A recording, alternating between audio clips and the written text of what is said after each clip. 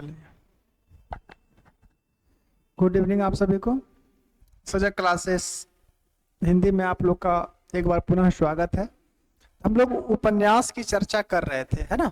और उपन्यास की आज ये 14वीं क्लास है। 13 क्लास हो चुकी थी और उपन्यास में हम लोग प्रगतिवादी या साम्यवादी उपन्यासकार को पढ़ रहे थे, जिसमें से 2 पढ़ चुके थे। किनको किनको पढ़ रहे थे? एक तो अमृतलाल नागर को पढ़ गए थे, इनको पढ़ लिए, अमृतलाल नागर जी को। और एक उपन्यासकार यशपाल को पढ़ चुके हैं, यशपाल। इन दोनों के सभी उपन्यासों को देख चुके। इनके उपन्यासों का क्रम, इनके उपन्यासों का प्रकाशन वर्ष, इनके उपन्यासों का वर्ण विषय, इनके उपन्यासों की पात्र योजना सभी देख चुके हैं। घटनाक्रम, कथानक आदि भी देख चुके हैं, क्योंकि वहां से प्रश्न आते हैं। प्रमुख उपन्यासकार हैं। आज हम लोग इन दोनों के पश्चात भैरव प्रसाद गुप्त को सर्वप्रथम देखेंगे। इनका एक उपन्यास जो है मोस्ट है और ये प्रमुख उपन्यासकार भी है, भैरव प्रसाद गुप्त। तो इनको शुरू करते हैं, ठीक है। तो आज के पहले उपन्यासकार हैं भैरव प्रसाद गुप्त।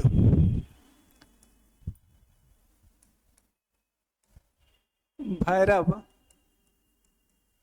प्रसाद गुप्त, आज इन्हीं को देखते हैं कि भैरव प्रसाद गुप्त के उपन्यास कौन कौन से हैं। इनके प्रमुख उपन्यास जो है उनके वर्ण विषय, पात्र आदि भी देख लेंगे।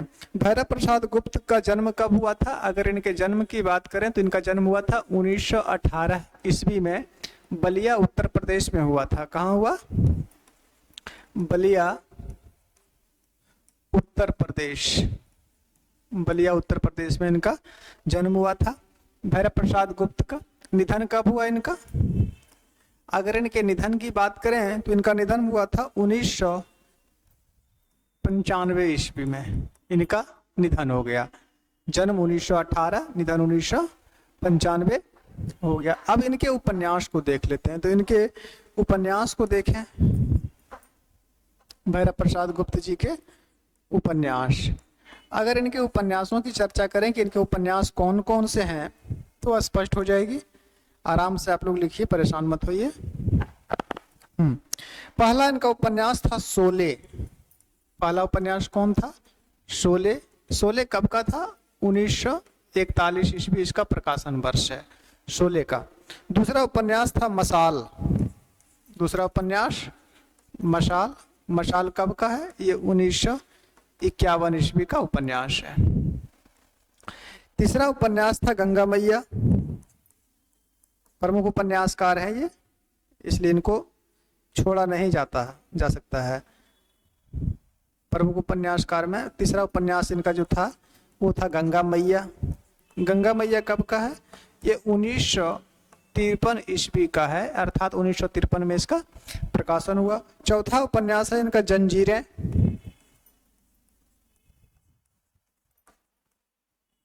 जंजीरें का प्रकाशन वर्ष 1954 ईस्वी है। जंजीरें कब की है? 1954 ईस्वी की उपन्यास है। शोले 1941, मशाल 1951, गंगा मैया 53, जंजीरें 54। 4 हो गया। पांचवा उपन्यास इनका लिखिए नया आदमी। ये भी 1954 का है। नया आदमी का प्रकाशन वर्ष कब था? 1954 ईस्वी इसका भी प्रकाशन वर्ष है। पांचवा हो गया। छठा इनका सुपर मोस्ट उपन्यास है। इसको आप अंडरलाइन डबल टिक कर लीजिए कि ये सुपर मोस्ट है। और ये उपन्यास कौन सा है? ये है सती मैया का चौरा। सती मैया का चौरा। सती मैया का चौरा इनका मोस्ट उपन्यास है। कब का है ये? इसका प्रकाशन वर्ष 1959 ईस्वी है, सती मैया का चौरा। इसके बाद धरती, ये 1962 का है। धरती का प्रकाशन वर्ष कब है? 1962 ईस्वी, 7वां। 8वां उपन्यास इनका लिख लीजिए आशा। ये 1963 का है। आशा, इसका प्रकाशन वर्ष 1963। 9वां उपन्यास लिख लीजिए। 9वां लिखिए अंतिम अध्याय। अंतिम अध्याय अगर अंतिम अध्याय की बात करें तो अंतिम अध्याय का प्रकाशन वर्ष कब है? 1970 ईस्वी। अंतिम अध्याय 1970 ईस्वी।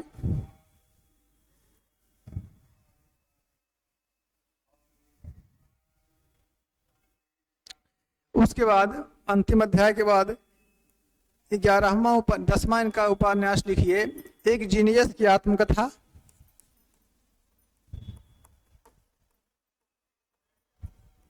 एक जीनियस की आत्मकथा। एक जीनियस की आत्मकथा कब की है? ये 1980 ईस्वी का है। एक जीनियस की आत्मकथा। एक जीनियस की आत्मकथा के बाद 11 नंबर जो उपन्यास है वो है काशी देवता। उतना मोस्ट ये सब उपन्यास नहीं है, जो मोस्ट है उसमें बता दिए थे। काशी देवता। काशी देवता 1987 ईस्वी का उपन्यास है। 1987 ईस्वी। 11। एक उपन्यास इनका और लिख लीजिए,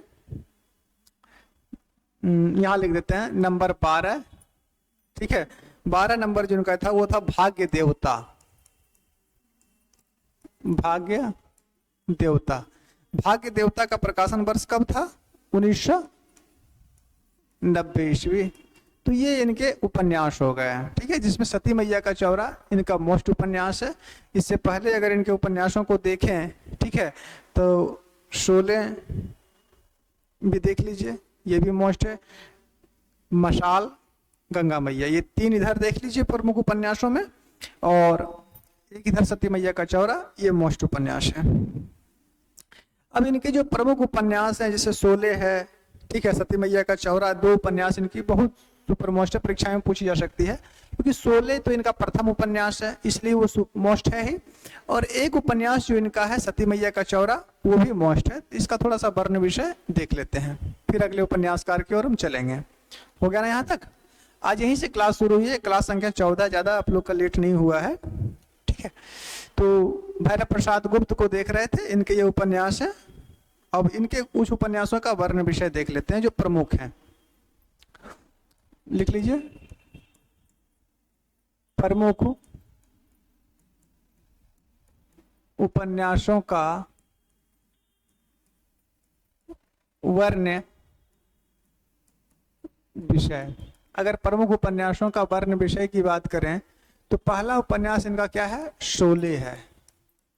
अब शोले जो फिल्म है उसकी बात हम नहीं कर रहे हैं, शोले इनका उपन्यास है, और इनका भैरव प्रसाद गुप्त का ये प्रमुख उपन्यास है। शोले कब का है? ये 1941 ईस्वी में इसका प्रकाशन हुआ था। इस उपन्यास में क्या है? शोले उपन्यास में क्या है? इसमें कानपुर के किसान आंदोलन का चित्रण किया गया है। कानपुर में जो किसान आंदोलन हुआ था उसका चित्रण है, और पूंजीपति वर्ग व्यवस्था का विद्रोह है। इसमें पूंजीपति जो वर्ग हैं उसका विरोध भी इस उपन्यास में किया गया है। ठीक है, अज्ञेय ने शोले उपन्यास को कहा है, अज्ञेय का कथन है कि शोले उपन्यास के बारे में कि सही मायने में शोले ही हिंदी का प्रथम साम्यवादी या प्रगतिवादी उपन्यास है। ठीक है, थोड़ा सा इसके बारे में लिख लीजिए। इसमें कानपुर के किसान आंदोलन, इसमें कानपुर के किसान आंदोलन एवं पूंजीपति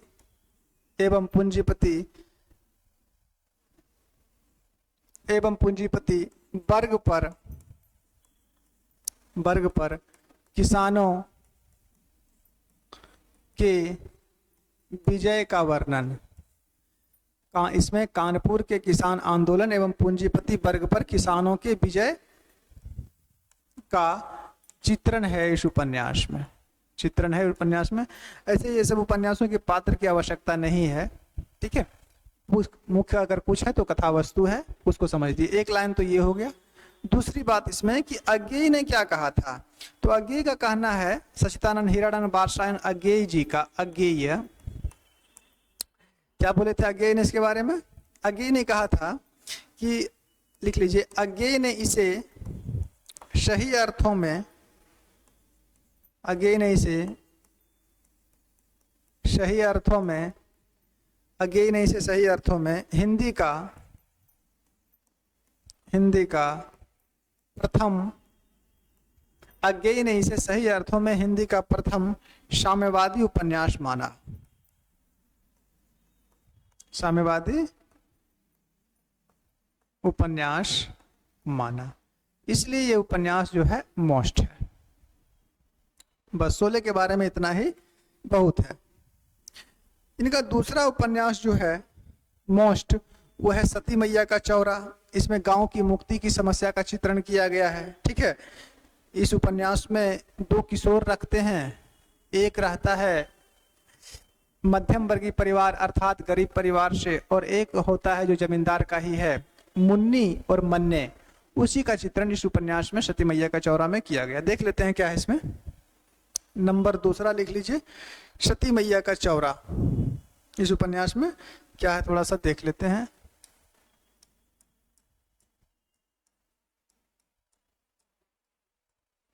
सती मैया का चौरा। अगर सती मैया के चौरा उपन्यास की बात करें तो ये कब की है? ये 1959 ईस्वी का उपन्यास है। इस उपन्यास में है क्या? तो इस उपन्यास में गांव की मुक्ति की समस्या का चित्रण है। क्या है? गांवों की मुक्ति, गांवों की मुक्ति की समस्या का चित्रण इनका सबसे प्रमुख उपन्यास माना जाता है ये। तो सती मैया का चौरा में है क्या कि गांवों की मुक्ति की समस्या का चित्रण है। एक बात, इस उपन्यास में दो संप्रदाय के जो बालक होते हैं, एक का नाम है मुन्नी जो एक लड़की है, और एक का नाम है मन्ने जो जमींदार का एक बेटा है। ठीक है, उसी की समस्याओं का या उसी के प्रेम प्रसंग को आधार बनाकर गांवों को उससे मुक्त कराया जाता है। जमींदारी प्रथा पर इस पर विरोध भी है, लिख सकते हैं इसमें। इसमें धर्म और संप्रदाय का भी चित्रण है। धर्म व संप्रदाय का चित्रण भी किया गया है। कैसे है देख लीजिए। लिख सकते हैं इसमें कि उपन्यास में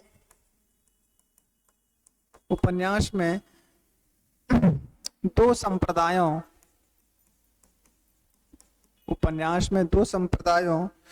के किशोरों, उपन्यास में दो संप्रदाय के किशोरों कौन कौन है? एक तो मुन्नी है, मुन्नी, और एक है मन्ने। मुन्नी और मन्ने ये पात्र भी हैं, मुन्नी और मन्ने। ठीक है, उपन्यास में दो संप्रदाय के किशोर मुन्नी और मन्ने को केंद्र में रखकर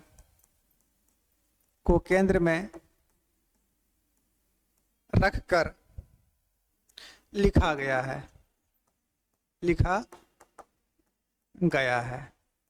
एक बात तो ये हो गई है। मुन्ने का रहता है, मन्ने जो है ये गांव के जमींदार का बेटा रहता है। और मुन्नी कौन है?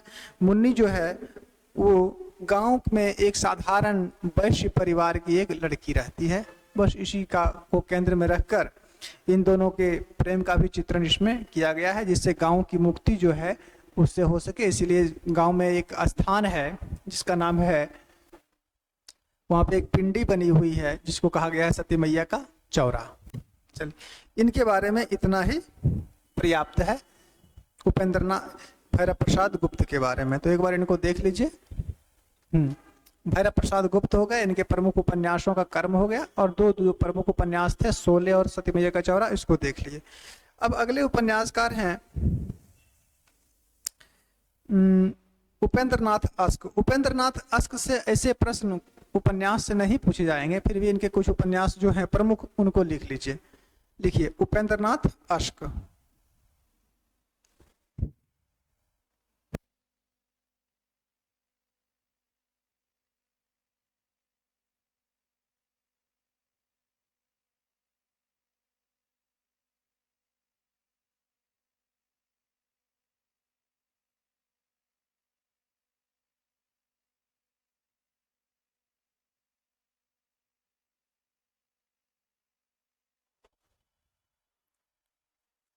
दूसरे जो उपन्यासकार हैं वो हैं उपेंद्र नाथ अश्क। उपेंद्र नाथ अश्क। अगर उपेंद्र नाथ अश्क की बात करें तो उपेंद्र नाथ अश्क का जन्म कब हुआ था, थोड़ा इनको देख लीजिए, उसके बाद आगे बढ़ते हैं। इनके उपन्यासों को खाली लिख लेना है बस। इनका जन्म कब हुआ था, तो जन्म हुआ था 1910 ईस्वी में, जालंधर में हुआ था। कहाँ हुआ था, जालंधर में। और इनका निधन कब हुआ, उपेंद्र नाथ अश्क जी का जन्म 1910 ईस्वी जालंधर, और निधन हुआ था 1996 ईस्वी में। इनके उपन्यासों का खाली क्रम लिख लीजिए कि इनके उपन्यास कौन कौन से हैं, बस। ज्यादा इनसे प्रश्न उपन्यास में नहीं पूछे जाएंगे। पहला उपन्यास लिख लीजिए सितारों का खेल, नंबर 1 में। सितारों का खेल। अगर सितारों के खेल की बात करें तो सितारों का खेल कब का है, इसका प्रकाशन वर्ष 1937 ईस्वी है। दूसरी उपन्यास इनका लिख लीजिए गर्मराख, सॉरी गिरती दीवारें दूसरी है। गर्मराख तो गिरती दीवारें। गिरती दीवारें कब है, ये 1947 ईस्वी का है, 1947 ईस्वी। तीसरा उपन्यास इनका है गर्मराख। गर्मराख, गर्मराख कब का है, गर्मराख का प्रकाशन वर्ष 1952 ईस्वी है। कब लिखी गई थी, ये 1952 में। चौथा उपन्यास इनका जो है वो है बड़ी बड़ी आंखें। बड़ी बड़ी आंखें। बड़ी बड़ी आंखें कब की है, बड़ी बड़ी आंखें हैं 1954 ईस्वी की। पांचवा उपन्यास है शहर में घूमता आईना।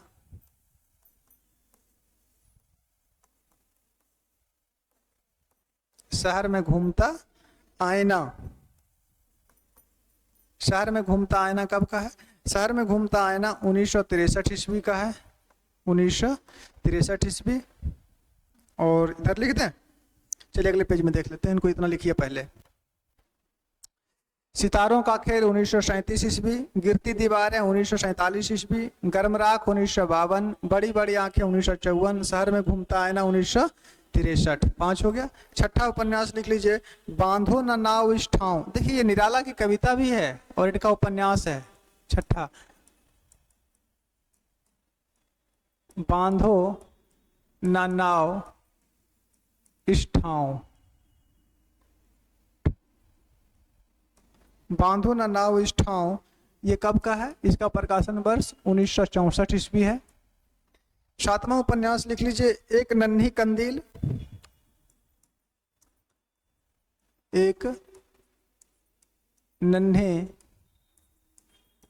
कंदील। एक नन्ही कंदील का प्रकाशन वर्ष क्या था, याद कीजिए, याद। एक नन्ही कंदील का प्रकाशन वर्ष जो था ये 1969 ईस्वी है। और एक और लिख लीजिए एक नन्ही कंदील के बाद पत्थर अल पत्थर। पत्थर अल पत्थर। पत्थर अल पत्थर उपन्यास जो है इसका प्रकाशन वर्ष जो है ये बहुत पहले का ही था, भूल गए थे, 1957 ईस्वी। ये 57 का ही है, ठीक है, इसको ऊपर में लिख लीजिएगा। तो ये उपेंद्र नाथ अश्क के बारे में इतना बहुत है, ऐसे इनके उपन्यास पूछे नहीं जाएंगे।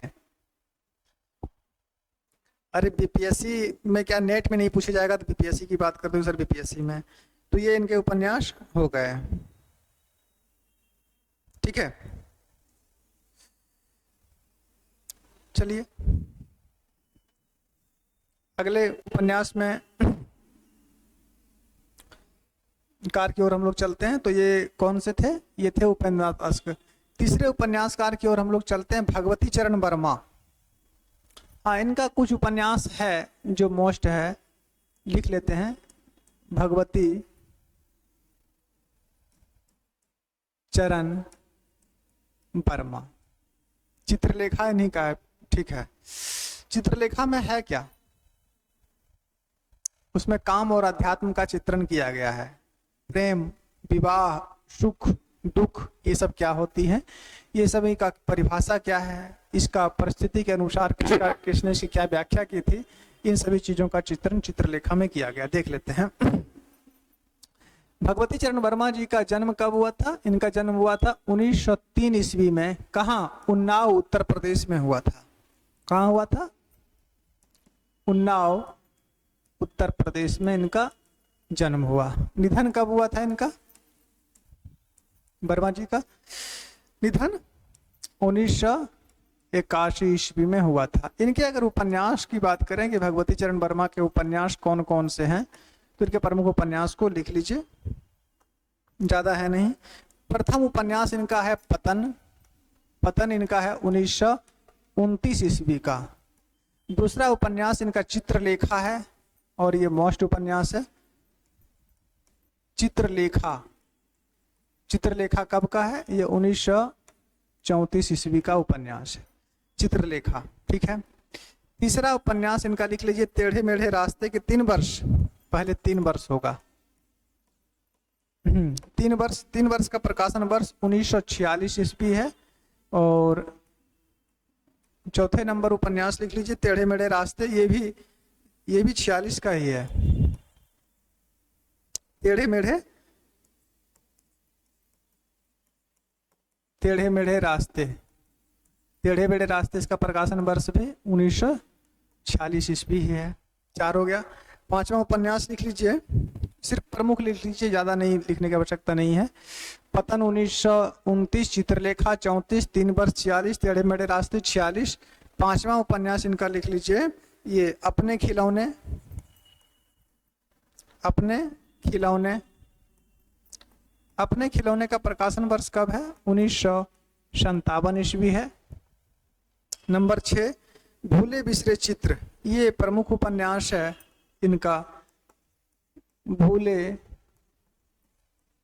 बिसरे चित्र। भूले बिसरे चित्र इसलिए महत्वपूर्ण है क्योंकि इस पर इनको साहित्य अकादमी पुरस्कार मिला था, है ना। भूले बिसरे चित्र कब का है? ये 1959 ईस्वी का है।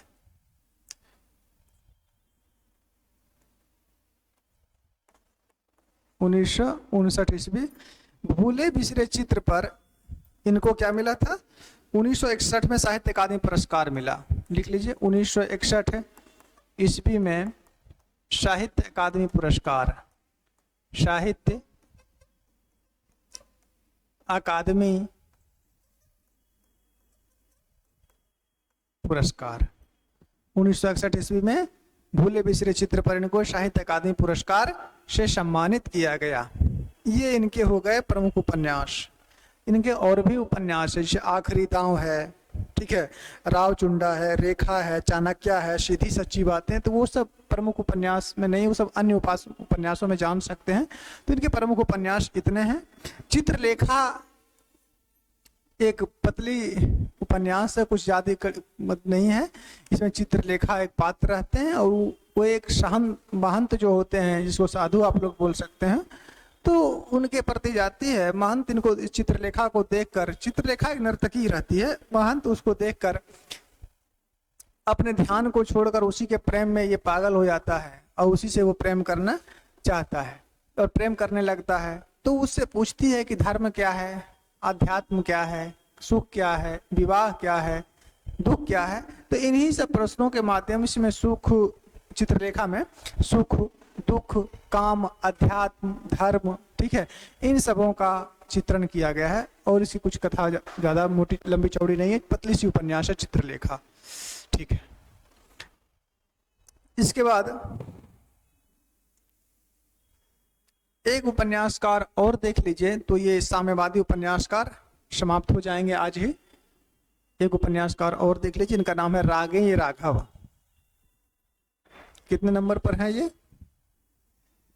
तीसरे हो गए। नंबर 4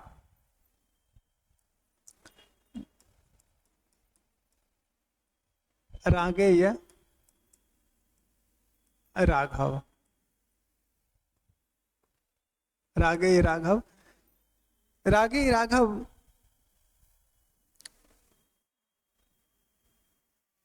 कविता में पढ़ाए थे ना रागेय राघव को। हाँ, तो वही है, कोई अलग नहीं है।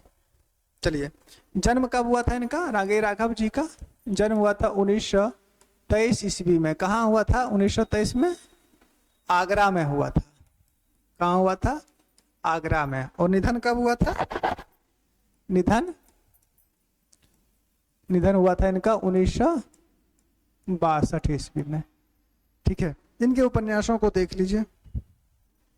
हाँ, इनके उपन्यास मोस्ट हैं, पूछे जा सकते हैं, क्रम वाले भी प्रश्न पूछे जा सकते हैं इनके उपन्यासों से, तो इनके उपन्यास को देख लीजिए।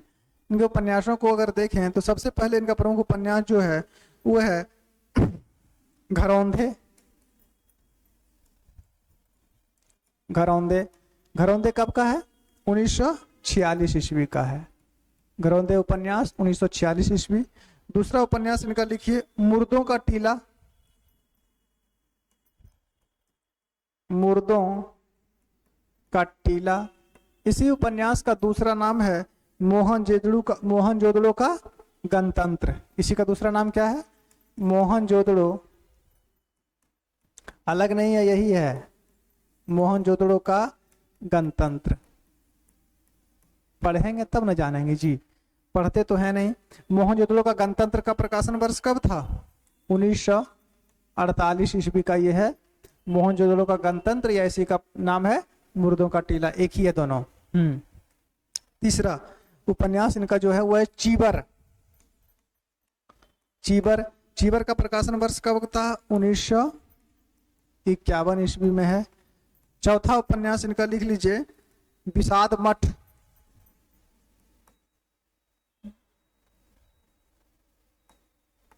विषाद मठ, विषाद मठ का प्रकाशन वर्ष 1956 ईस्वी का है विषाद मठ। नंबर 5, 4 तो हो गया। नंबर 5 में लिख लीजिए कब तक पुकारूं, मोस्ट उपन्यास है। इनके सभी उपन्यास मोस्ट है।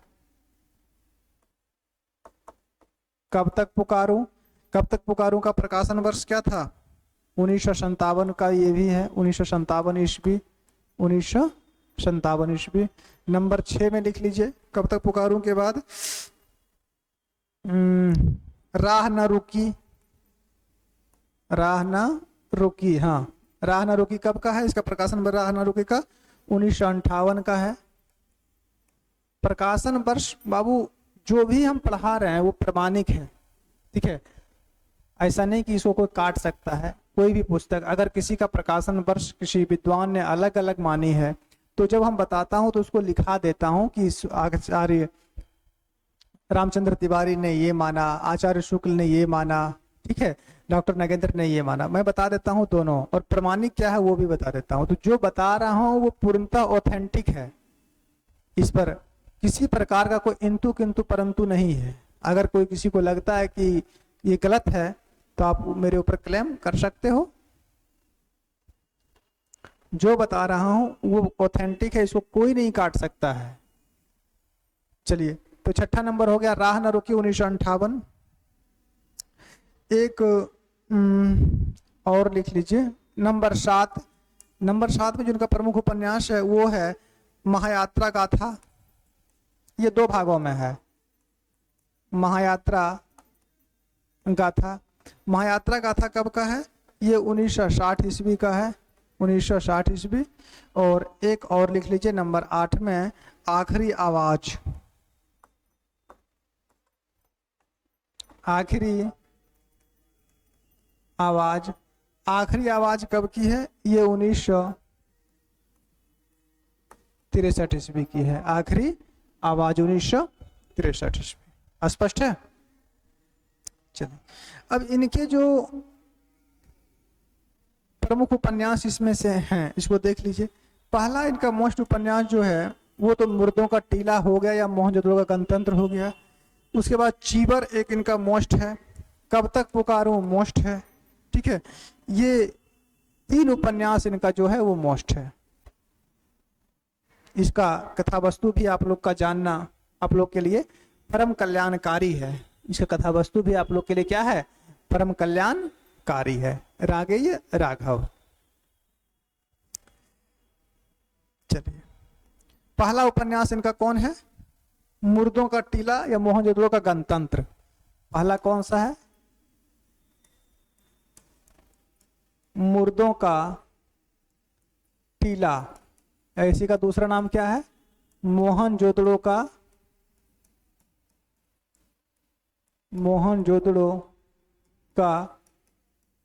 गणतंत्र। मोहनजोदड़ो का गणतंत्र या मुर्दों का टीला, प्रकाशन वर्ष 1948 ईस्वी। क्या है इसका प्रकाशन वर्ष? 1948 ईस्वी। चलिए ठीक है, इस उपन्यास में है क्या? ये उपन्यास मूलतः सैंधव संस्कृति या सैंधव सभ्यता पर आधारित है। एक लाइन में लिख लीजिए, यह उपन्यास, यह बस ज्यादा नहीं, यह उपन्यास सैंधव सभ्यता पर आधारित है। सैंधव सभ्यता पर आधारित है। आधारित जो शब्द है वो व्याकरण की दृष्टि से गलत शब्द है। आधारित नहीं होता, आधारित होता है। व्याकरण की दृष्टि से अगर देखें तो आधारित शब्द जो होता है वो व्याकरण की दृष्टि से असत्य है, अर्थात गलत है, और आधारित शब्द सही होता है। तो आधारित बोल देते हैं, लेकिन लेखन के समय उसका प्रयोग आधारित के रूप में करें, क्योंकि ये व्याकरण की दृष्टि से सत्य है। इनका एक प्रमुख उपन्यास और कौन सा था? चीबर। चीबर को लिखिए। हाँ, बस इतना ही इसके बारे में जानना है। मुर्दों का टीला ये सैंधव सभ्यता पर आधारित है। दूसरा उपन्यास है इनका चीबर। चीबर का प्रकाशन वर्ष क्या था? चीबर का 1957। ठीक है, 1957। इस उपन्यास में क्या है? तो इस उपन्यास में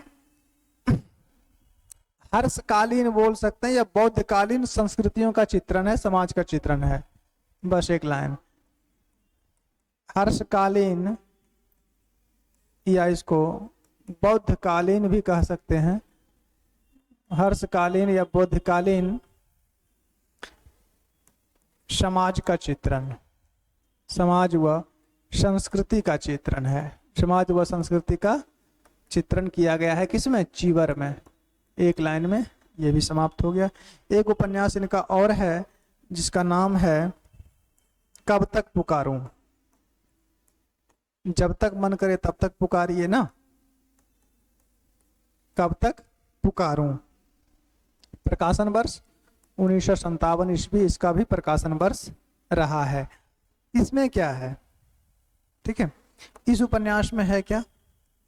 तो इस उपन्यास में अगर देखें तो इस उपन्यास में ब्रज के नटों का चित्रण है। ब्रज के नटों का, अरे नट क्या होता है आप लोग को नहीं पता है? नटों का चित्रण, नाटक करने वाला जो होता है वो नट कहलाता है।